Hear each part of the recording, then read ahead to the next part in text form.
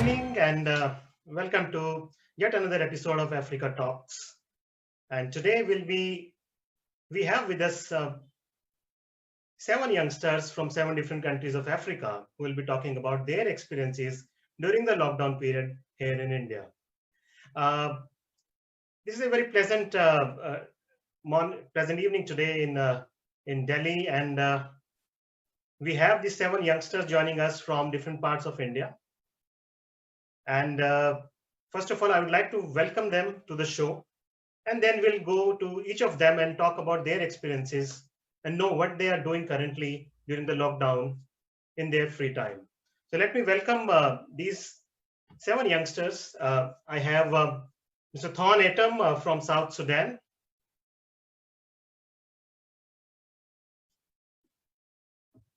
Thorn, can you hear us? We have Mr. Garrick Bebel from Cameroon. Hi, Garrick. Welcome to the show. Mr. Francis Mwange from Uganda. Mr. Foster Addo from Ghana. Ms. Makawe Singani from Zimbabwe. And Mr. Alkali Simbage from DR Congo. Thank you. Yeah, so welcome to the show. And this is a special show which we have launched during the lockdown to talk about India and Africa, the various aspects of India and African relations. And it's really good to see so many young faces today on the show who are there in India, in different parts of India, who are pursuing their higher studies here, who decided to come to India for their future, for their higher studies. And I'm sure you are having a good time in India during this lockdown. Friends, during last 2.5 months, everyone's life underwent a lot of change. An unprecedented pandemic came and we all were very surprised and stunned that what is happening globally. And for a very long time, people couldn't make any sense that, this kind of pandemic can come suddenly from out of blue. And then the government announced the lockdown, everything came to an halt in the country. And now after 2.5 months, things are getting back on the normal track. And I think in the coming few weeks, life to a great extent would be normalized once again here in India. But I'm sure these 2.5 months must have been a different experience for all of you here in India. So I would like to know more from you that how did you spend this time, and how was your experience of staying back in India during this really tensed and stressed atmosphere, and what was your family's reaction when you decided to stay back here and continue to pursue your studies, your hobbies here during lockdown? So let me go first to Garrick Bebel. Garrick is from Cameroon. So Garrick, please tell us something about yourself and your experience during the lockdown period here in India. Please unmute yourself. Yeah, first of all, thank you very much for this opportunity to talk about our experience in India. Yeah, it has been quite good, but during this pandemic it was a little bit tough because the pandemic has stopped everything's closed, and it's a global pandemic that is affecting the world actually. It means all the businesses are shut down. Yeah, and the money is important, one of the important things to survive. And yeah, it's quite good because during this pandemic, I realized that I like to learn more about myself, learn more about how to use your time, how to use efficiently your time. Because during this pandemic, I've done like 2 projects only for the pandemic, only for fighting the pandemic, and now that project are running in my country. Actually, I did one web application for identify every cases of COVID-19 disease everywhere in my country actually, and I did another product about to disinfect people, and I can say this pandemic was not only worst, but it was only quite good because I took that time to work into some project, read many books, and actually I'm following Bill Gates actually, because Bill Gates actually at the beginning of the pandemic is trying to give every month 5 books, 5 interested books. So if you guys are interested, also you can follow him. Yeah, he's trying to give some book. Yeah. Now about myself, as you know, I'm Garrick. Yeah, I'm founder of Gibaonic. It's a medical startup. He's actually working in my country. He's actually running in Cameroon. And I'm a biomedical engineer. And basically, I'm a biomedical engineer. And like, I'm also in one aspect is in artificial intelligence, machine learning, and deep learning. Yeah, this is all about Gary. Thank you very much. Great. Coming to you, Foster. Foster, you are here in Delhi pursuing your law. So tell us something about your experience of lockdown. How did you utilize the time here in Delhi? Please unmute yourself. Yeah. Yeah, sure. Namaste to everyone, and good evening to everyone watching us live on Facebook as well. So, Namaste. yeah, as you introduced me, I'm Foster Ado, a Ghanaian national, and pursuing my Master of Law and University School of Law and Legal Studies of IT. So basically, I've come to realize a lot of things during this pandemic, how to work on yourself, like as a human being. Aside taking my online classes and also writing my thesis paper, I've been engaging in other activities away from my academic life as well. I'm one person who cares really much about my physical health and my mental serenity. So like what I actually do is that I probably spend 30 minutes, 40 minutes every day, at least doing some home exercise in order to keep me busy. And also I try to talk to my family back at home and talk to my friends as well to just catch up with them, like know what's going on in their life. Because I think during this time, time that you have to be each other's brother's keeper. Like you have to look out for other people as well. And my experience in this pandemic is something that is going to be with me for a very long time, because it's not easy as a foreigner to be isolated or to be quarantined in out of your home. So the experience is something like a roller coaster. It's adventurous as well. I believe my other colleagues can relate to what I'm trying to point out here, and I feel we should try to look at the positive aspects in times like this. We should try and work out on ourselves. We should engage in other activities, like my brother Babel said. He has done several projects which is not within his academic field, like it's outside his academic field. So I think the experience has been good so far. We should forget about the negativity and we should just concentrate on the positive aspects. Thank you. Yeah, so we should focus on the positive aspect. That's what Foster is saying. Catherine has just joined us. Catherine, welcome to the show. Thank you so much. And we'll come to you later on. First, let's go to Mekawe. Mekawe is from Zimbabwe. And Mekawe, tell us something about yourself. What are you pursuing in India? And you are in which city? Hello, good evening to everybody. I am situated in Bangalore, and I have been studying a Bachelor of Arts in Psychology. During this pandemic, considering I was actually looking forward to around June this year, because that's when we were all about to graduate finally. A lot of years of hard work, and we were so excited about graduating our last few days of class. But then we got locked down, and that was really disappointing because we had so many uncertainties and we weren't sure what is going to happen on this, like as we're going forward. So during this pandemic, what I've been basically doing, because we have been locked up, for me personally, I didn't get to see any of my friends. So everything for me was virtual, from classes, talking to family, and also communicating with friends. It was mostly virtual. And I feel like as humans, it was a necessary break that we didn't realize we needed. Never mind it being a very bad situation, but then some people had been going through so many stresses and they needed a slow down, 1 or 2 days at home to calm down. And it helped me realize a couple of my passions. I've been working on makeup, I've been cooking a whole lot more.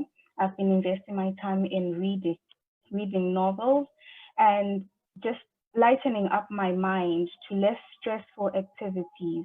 And that has helped a lot. Great. I mean, a lot of interesting stuff Makawi has been doing in the last 2.5 months. Great. Coming to you, Francis. Francis is from Uganda, and Francis, tell us something about yourself. What are you studying, and where are you currently in India? Yes, good evening, everybody, wherever you are. Good morning, good afternoon, depending on your time zone. First of all, I'm grateful for this platform. Mr. Narendra, you're doing a great work, joining us together and giving us an opportunity to share our experiences during these trying moments. I'm Francis Monge, and I'm here in Gujarati, that's the west of India, at Paru University. I'm pursuing my 5-year integrated course, that's Bachelor of Commerce and Bachelor of Laws, and I'm in my 4th year. The lockdown has been a great moment for everybody, and I would agree with the previous speaker, Makawi, that we really needed some time off, most of us, to take a break, reassess our lives, and see what really matters in life, and how we've been carrying on with the rest of these other aspects that go on in our lives.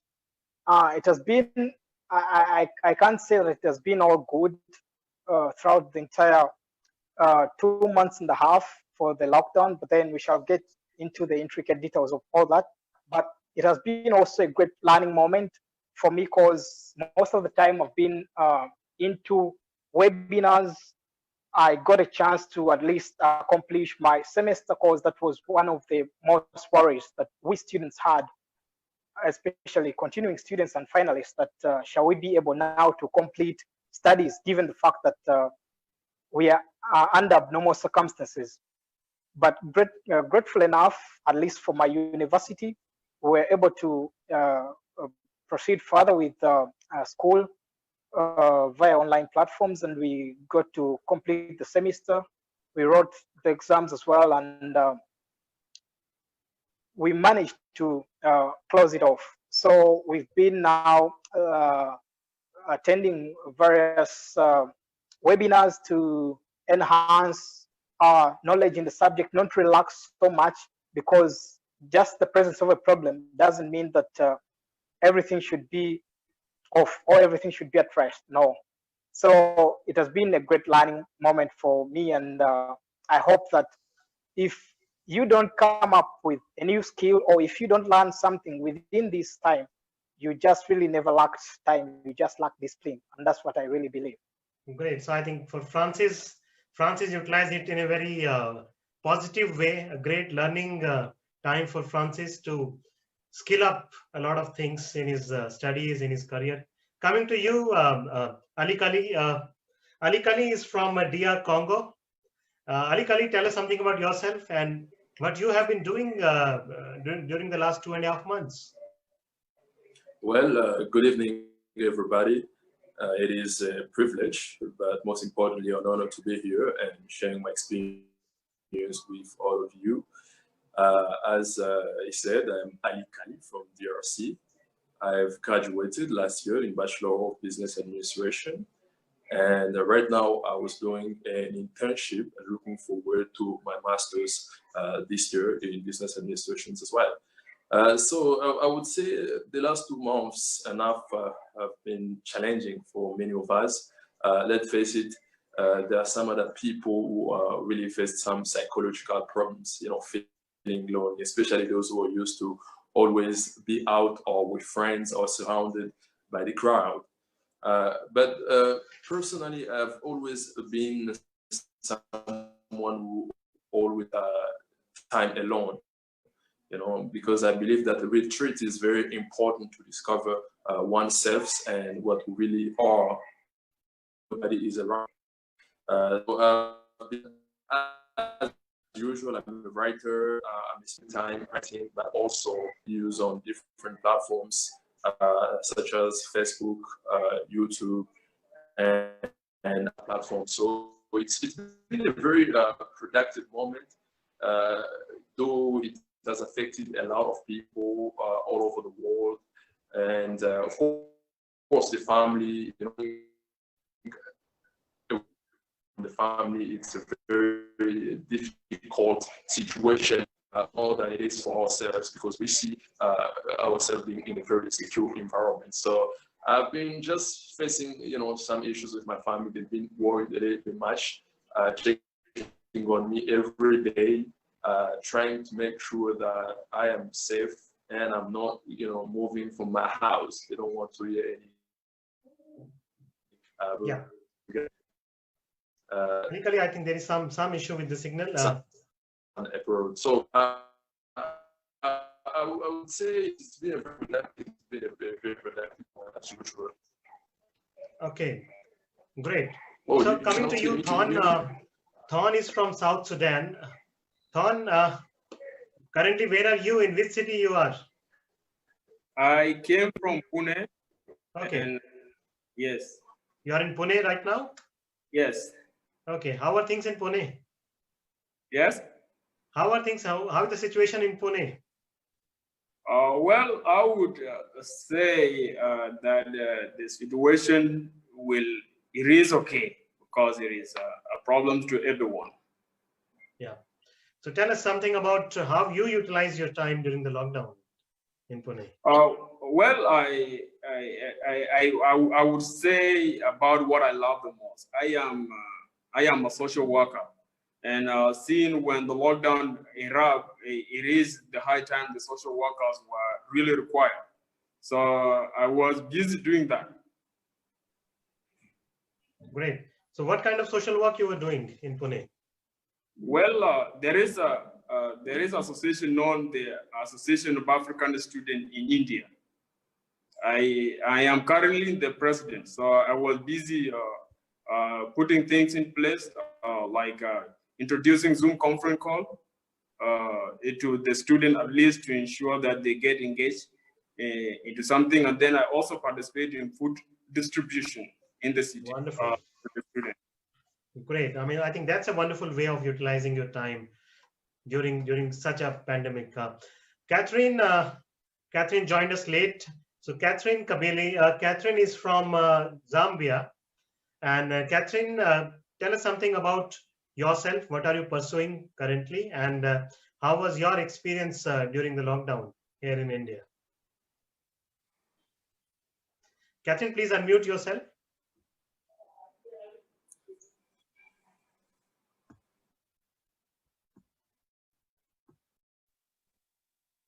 Yes. Good evening, everybody.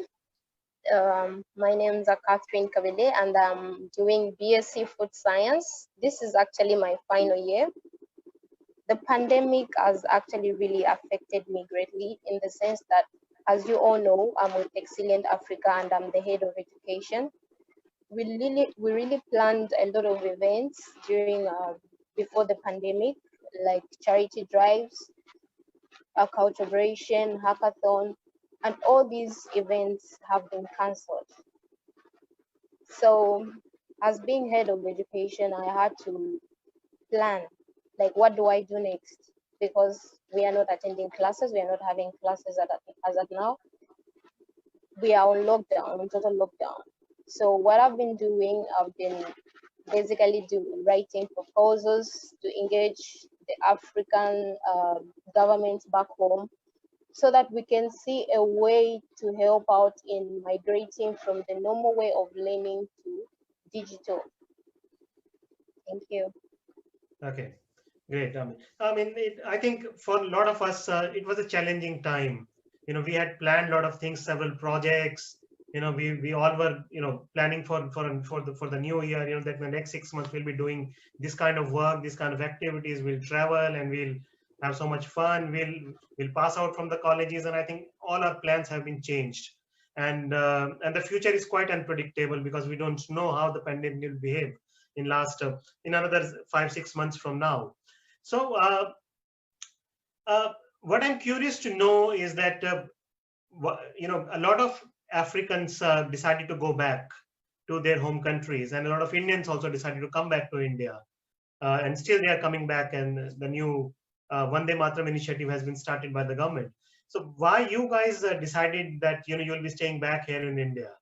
Was that because there were not many international flights flying during this time, or you on your own you decided that it's good to stay back here in India during this lockdown period? So maybe we can start with Foster. Foster? Yes. Yes. So though we show here in India, like we have final year students and we have continuing students. So one problem I know that as of now, there is this atmosphere of uncertainty haunting thousands of African students in India, because there is this thing whereby you don't read for the final year students. There's this thing, as in when and how exams are going to be conducted. Though we are now doing online classes, but there is no vivid explanation when it comes to how the examinations are going to be conducted. So if you leave India and they tell you that, okay, there's going to be a pen and paper exam, by the time you are in your home country, let's assume you are in your home country now, borders or international borders have been closed. Then it will be very difficult for you to come back to India to sit for that exam. So it means that all your labor or all the hard work that you put in since first year to your final year is going to be in vain. Like your degree is at stake. So it's like life and death. You have to weigh your options. You know that, okay, you've started a journey that you can't look back. You definitely have to go forward. You definitely have to survive. I totally agree with you. Examination is a big concern for students, especially when you're in the final year. Yeah, exactly. Yeah. Exactly. So coming to you, Garrick Bebel. Garrick is from Cameroon. Garrick, why you decided to stay back here in India? Yeah. Like we have to look at one thing. So first of all, if you see very well, most of the students who are going back right now at home, as Mr. Foster said, most of them, they are maybe in first year, second year, or third year. Like for the final year to go back, actually, is very difficult because you are about to get your degree, and like you have to do your exam. Because according to the Indian government, actually according to the government now, they say that the student in first year, second year, they will go maybe the next year without doing any exam. But it's not the same thing for the final year student, because you have to get the degree. In that degree, you have to pass everything. So it means you have to get the proper degree. Yeah, that's why. Yeah, it's very difficult to see final students to go back. Yeah, again, because of the examination. Okay. Yeah. Great. Alkali. Alkali. Yes. Yeah. Yes. Hello. Yeah. So why you decided to stay back in India? Yes. Can I be heard? I just want to make sure. Yes. We can hear you. We can hear you. Yes. I would say, first of all, I'm looking forward to doing my master's. I did not find any reason why I shall go back, because the disease or the virus is also spreading all over Africa right now. So what is the reason I shall go back? What if on my way I also get the disease and I bring it back home? And so for me, in order to keep the family safe and to keep myself safe, it's better to stay where I am so that I will protect everybody around. Wonderful. Mekawe, you mentioned that you were just expecting that your degrees will be given to you, and you were really looking forward to it. So suddenly the lockdown happened and all the plans got haywire. So why did you decide to stay back, rather than going back to your own country? Well, for me personally, going back home wasn't really an option.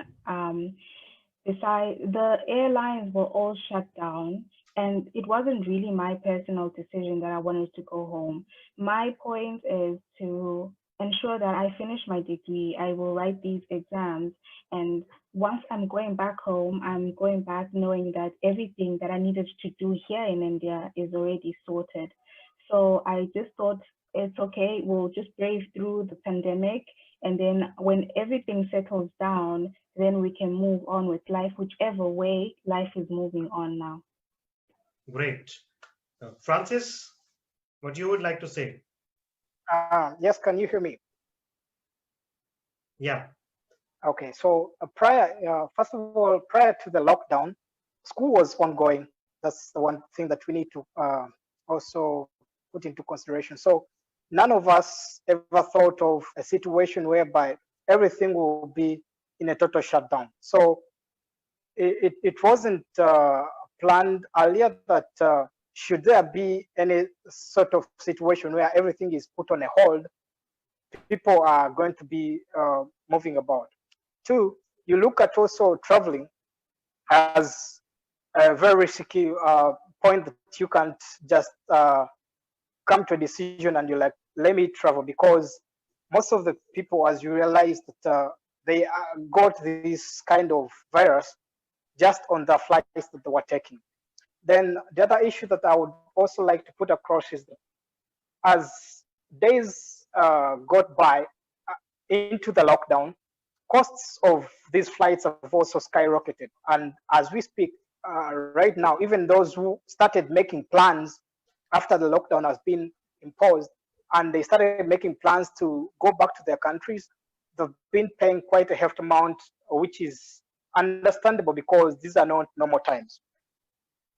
And I think the mandatory quarantine requirements also once you land in your home Yeah, country. So yeah. another 2 weeks you have to be home quarantine or something, and then And also you have to pay if you're going you don't know for what time commercial you've got quarantine. to spend into quarantine and what's the solid plan here back at school, whether you're going to have exams or what sort of arrangement that is there, because nobody ever prepared for this Yeah. in advance. Okay. Thorn, what was there in your mind, when the lockdown happened? What kind of thoughts came to your mind that you'll be staying here, because nobody knew how long the lockdown will last, how long the pandemic will last, or you said, I'll give some time and then I'll decide, I'll go back or I'll continue here. Actually, sir, thank you for asking me that question. I think the lockdown came when we all had planned. And I believe, according to my plans, the lockdown came and the time to leave India was not yet in my mind. So I am still under that process. So I will not accuse the lockdown right now until that time I will leave India come. Great. So coming to you, Catherine. Catherine, I mean, you just shared that most of your plans regarding Exiliant Africa, they went haywire, and now I'm sure you're utilizing this time to replan things with a new perspective, how we are going to go ahead with your Exiliant Africa. So, during this last 2.5 months, did this, you ever thought that you will go back to your home country rather than, spending time here in India? Well, I considered that fact and I really wanted to go home.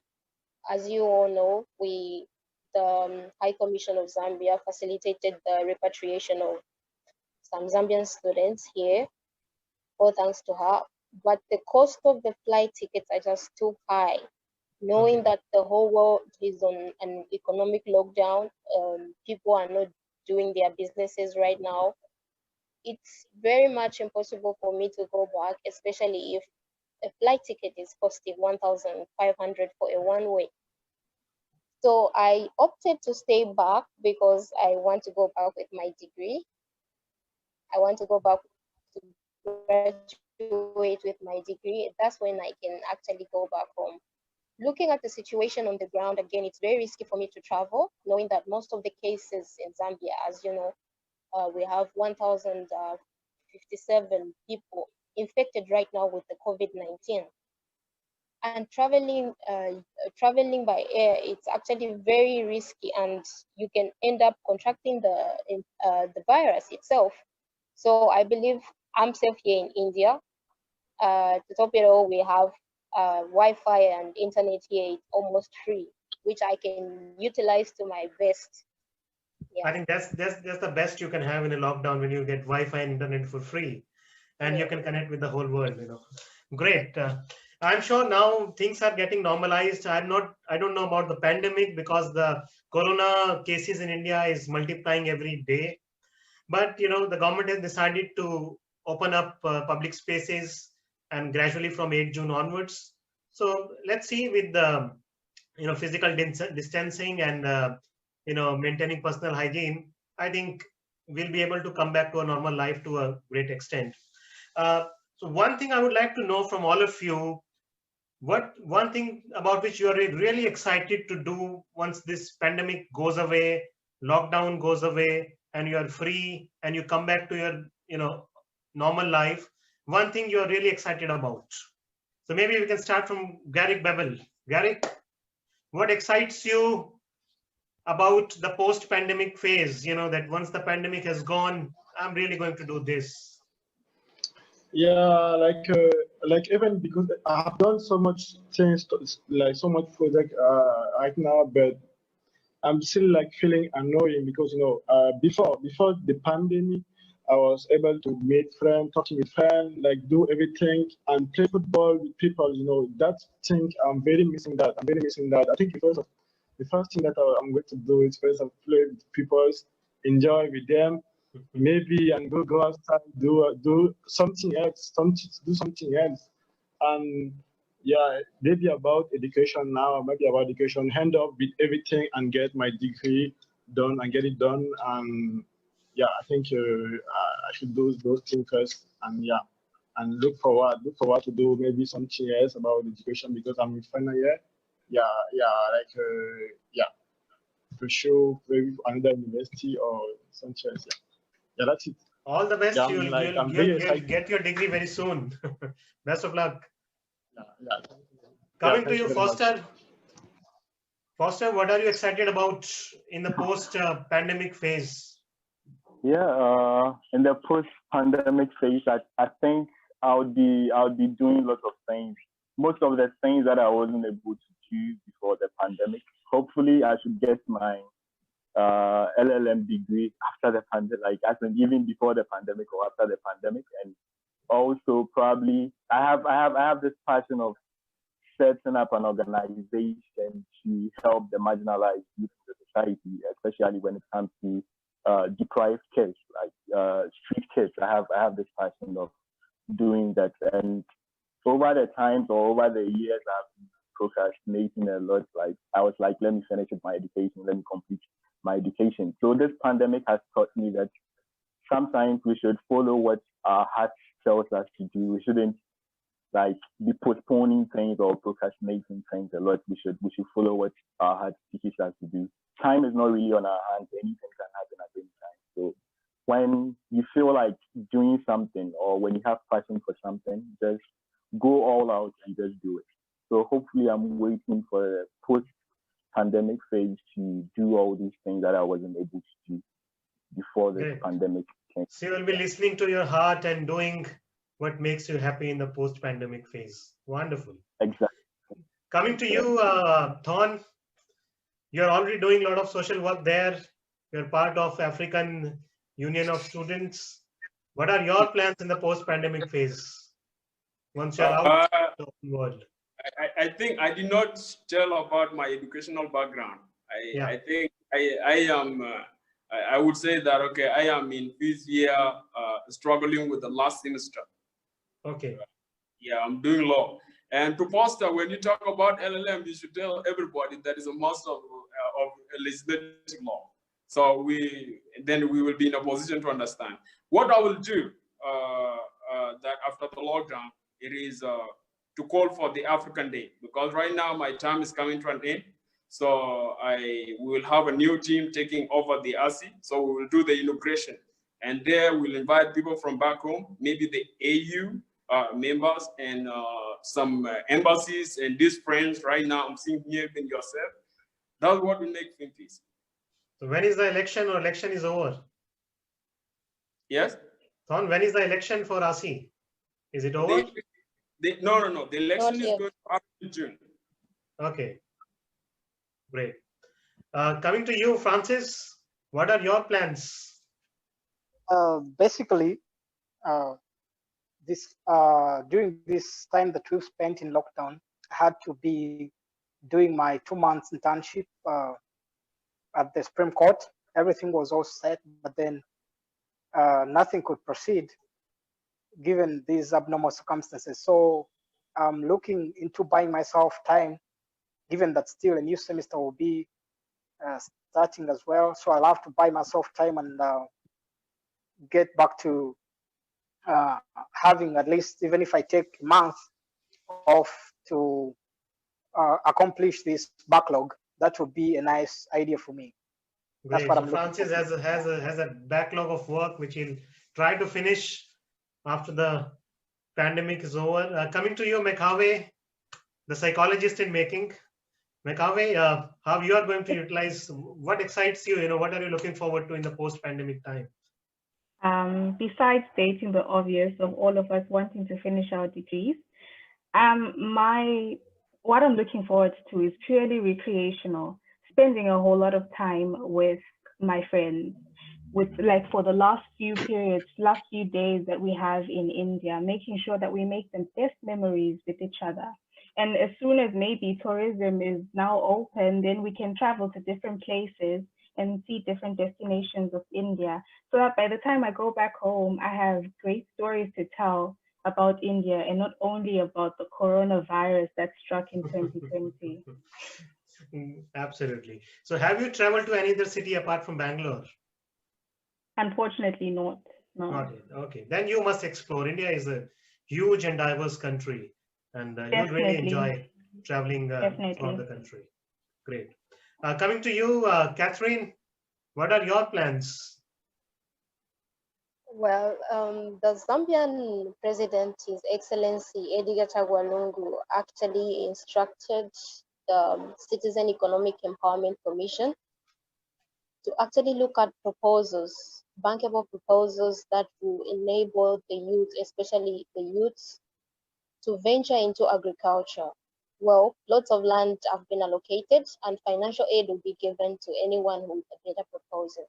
So after the pandemic, I'm heading straight home because I really need to pursue this citizen empowerment, which the president has given us a mandate as youths to pursue in terms of agriculture and artificial intelligence. I'll be also carrying out seminars when I go home because the treatment which we've been receiving from these universities is actually not good, where students are asked to pay their tuition fee and hostel fee before the end of June. Looking at the pandemic which is going on and people don't have money and people are not working right now. So we'll be carrying out as Exilient Africa, we'll be carrying out seminars, sensitizing students who will be coming here to study, to avoid such kind of universities and to actually educate them of what to expect here in India.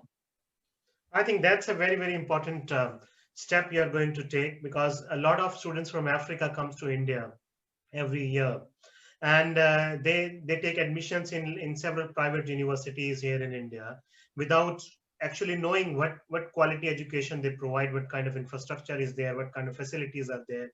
And if you can really provide them an avenue from where they can get all that information, I think it will be really, really helpful for a lot of African students.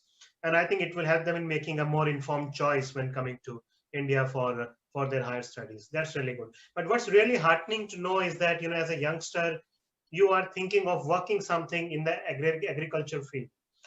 Agriculture and artificial intelligence, I think if these two areas can, join hands, there can be wonders.